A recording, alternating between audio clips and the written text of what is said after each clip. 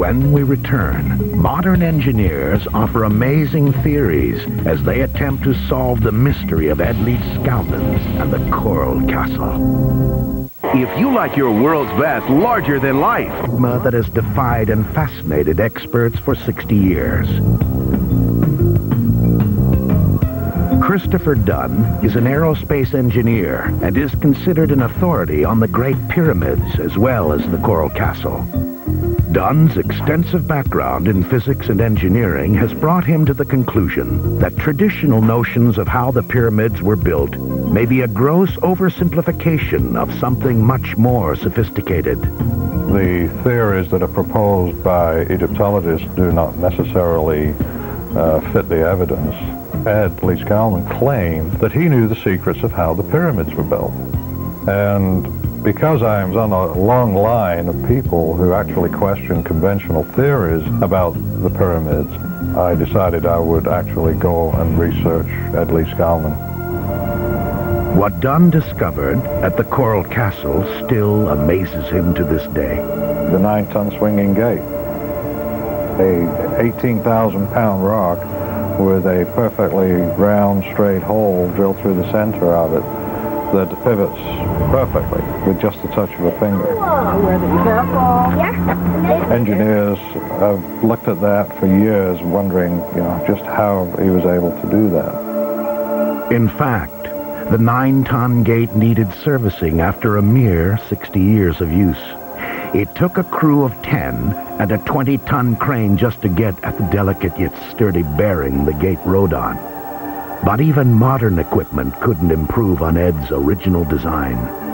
When they got it back together, it was not perfect anymore. They could not get it perfected.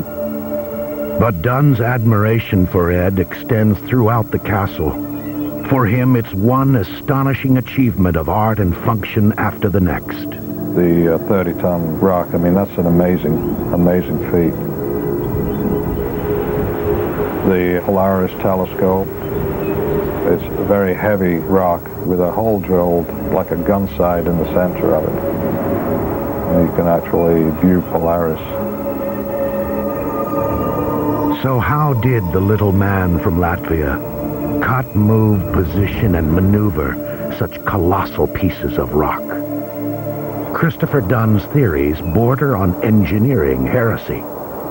In my opinion, it's not possible without actually making the stone lighter or reducing the gravitational pull on the stone. And I believe that Ed Leedskalnin has been able to do that. What Dunn suggests, that Ed implemented an anti-gravitational construction tool, may smack of science fiction hocus pocus. But the engineer firmly believes the evidence of Ed's mysterious device is actually hiding in plain sight and can be seen in this rare photo of Ed at work. In the picture, you'll see some tripods that were made out of telephone poles. On the top of the tripods are these boxes. And leading from the boxes, you'll see a cable coming down to the block.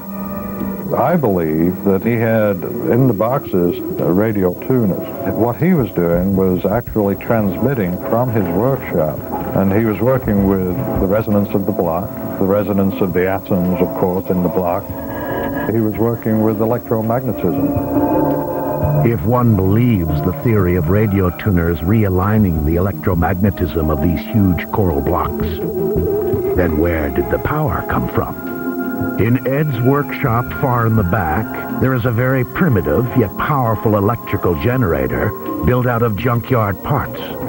Dunn suggests that this was Ed's source for producing the electricity needed to achieve the atom realignment chain reaction. Dunn goes on to suggest that the chain block and tackle supposedly used were nothing more than a ruse, a prop, to throw off the looky-loos curious to discover Ed's secret. If you'll see in the photographs, you have a tripod and you don't see a block and tackle anywhere. The block and tackle is only designed to lift 10 tons. So there's a little shortfall there between 10 tons and 30 tons and actually performing the work. Perhaps this theory of atom tampering explains how Ed was able to work with such incredible weight and avoid being crushed to death. Jorge Rivera is a structural engineer in Los Angeles. Although he subscribes to conventional theories of how Ed might have built his castle, he is still amazed by the scope and danger of such an undertaking. I design and build skyscrapers in areas with high seismicity. These are life-threatening situations that I have to deal with on a day-to-day basis. I couldn't imagine him completing the project without having killed himself. I mean, we're talking about lifting pieces of block that are 13,000 pounds, 16,000 pounds, up 30 feet, and somehow precisely landing these things on top of other blocks. And the tools he used, the primitiveness of them, it's truly unbelievable. I mean, unimaginable that such a man could do that without hurting himself. The fact that Ed Leedskalnin survived his monumental undertaking is a factor that Christopher Dunn takes into account as a possible added piece of evidence that Ed was working outside the lines of any known construction methods.